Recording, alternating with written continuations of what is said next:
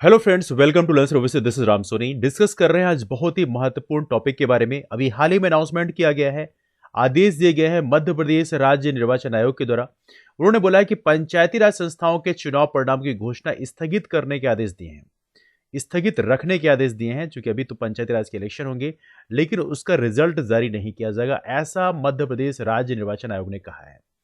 वैसे आपको पता होना चाहिए, मध्य प्रदेश में इस समय काफी उबाल सा आ गया है। वो तब आया कि जब सुप्रीम कोर्ट में ओबीसी रिजर्वेशन का मामला गया। क्योंकि आपको पता होना चाहिए, मध्य प्रदेश में जो इलेक्शन होते हैं पंचायती राज सिस्टम के, वो रोटेशन प्रणाली को फॉलो करके होते हैं और इसे बोलते हैं ट्रिपल टेस्ट। ट्रिपल टेस्ट को पास करना जरूरी है, क्योंकि यहाँ पर मध्य प्रदेश सरकार ने रोटेशन प्रणाली को फॉलो नहीं किया और इसके चलते सुप्रीम कोर्ट ने महाराष्ट्र का जो जजमेंट है उसको एक्सटेंड करते हुए मध्य प्रदेश में भी ओबीसी रिजर्वेशन को कैंसिल कर दिया। अब यहां पर तो कुछ लोग सोच रहे थे कैंसिल हो गया, लेकिन इसके बाद विधानसभा में उबाल सा आ गया। दोनों ही पार्टियां एक दूसरे के ऊपर आरोप प्रत्यारोप करती रहीं और देखा है तो पूरा सेशन उसी में चला गया डिस्कशन में कि ओबीसी रिजर्वेशन को हटवाने के लिए कौन जिम्मेदार है। और इसके चलते दोनों ही पार्टियों ने एक दूसरे के ऊपर आरोप प्रत्यारोप किए। आपको पता होना चाहिए, वैसे देखा है दोनों ही पार्टियों ने ओबीसी समाज को कंफ्यूज करने की कोशिश की है। क्योंकि यदि बात करें कमलनाथ सरकार की, तो रोस्टर प्रणाली उनके टाइम में लाएगी।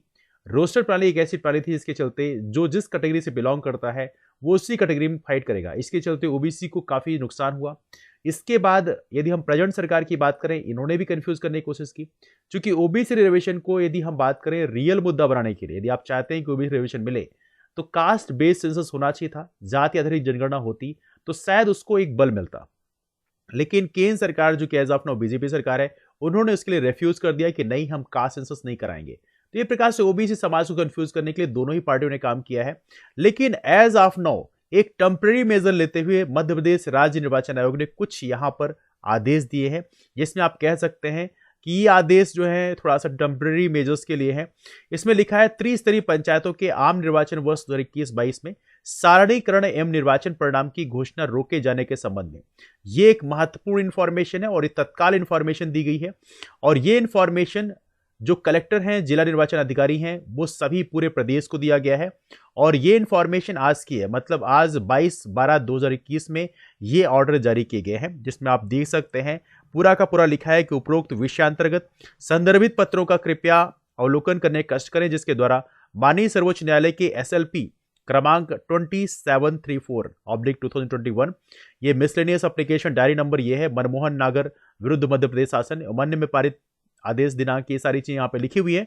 लेकिन सबसे महत्वपूर्ण जो इसके में है कि यहाँ पर इन्होंने निर्वाचन के बाद में जो रिजल्ट्स हैं उसको जारी करने के लिए रोक लगाने का ऑर्डर दिया है। ठीक है, अब यहाँ पे सारी चीजें लिखी है। माननीय सर्वोच्च न्यायालय द्वारा अपने आदेश में यह भी निर्देशित किया गया है कि further election for general category seats shall proceed along with the election already notified and is underway, but results of all the seats including re-notified general seats will be declared together on the same day।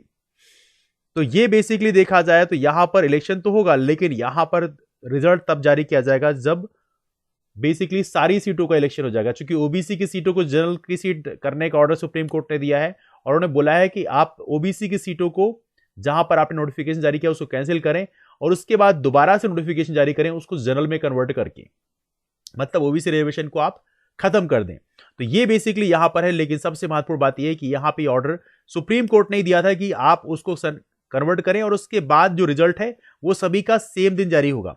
अब यहां question बनता है कि मतदान केंद्र पर की जाने वाली मतगणना ये स्थगित रहेगी। जनपद पंचायत सदस्य एवं जिला पंचायत सदस्य की विकासखंड मुख्यालय पर ईवीएम से की जाने वाली मतगणना और साथ ही पंच सरपंच पद की विकासखंड मुख्यालय पर की जाने वाली मतगणना, तो इन सभी के लिए कार्रवाई निष्पादित की जाएंगी। अब यहां पे कुछ केसेस यहां पर बताए गए हैं।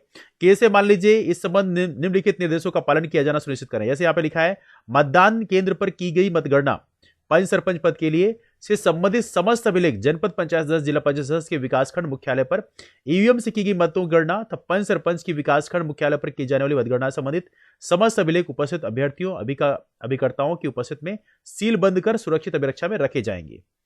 फिर यहां पे लिखा है, किसी पद पर निर्विरोध निर्वाचन की स्थिति निर्मित होने पर, जैसे मान लीजिए किसी पद में ऐसा है कि वहां पे कोई इलेक्शन नहीं लड़ा, एक ही इलेक्शन लड़ा, तो उस कंडीशन में निर्विरोध हो गया, तो यहां पर भी बोला है कि रिटर्निंग ऑफिसर जो है अभ्यर्थी को सम्यक रूपेण निर्वाचित घोषित नहीं किया जाएगा। मतलब उसको आप निर्वाचित घोषित नहीं करेंगे और ना ही निर्वाचन का प्रमाण पत्र जारी किया जाएगा। तो यहां पे ये चीजें जो हैं एक प्रकार से रोक लगा दी गई है। रिजल्ट तभी जारी होगा जब हर जगह इलेक्शन हो जाएगा।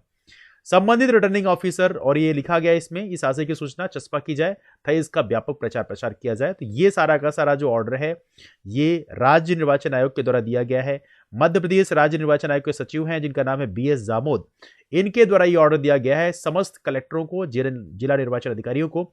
और यहाँ पे सारी लिखी गई प्रतिलिपि किसको किसको भेजी जाएगी, तो ये सारी इंफॉर्मेशन है।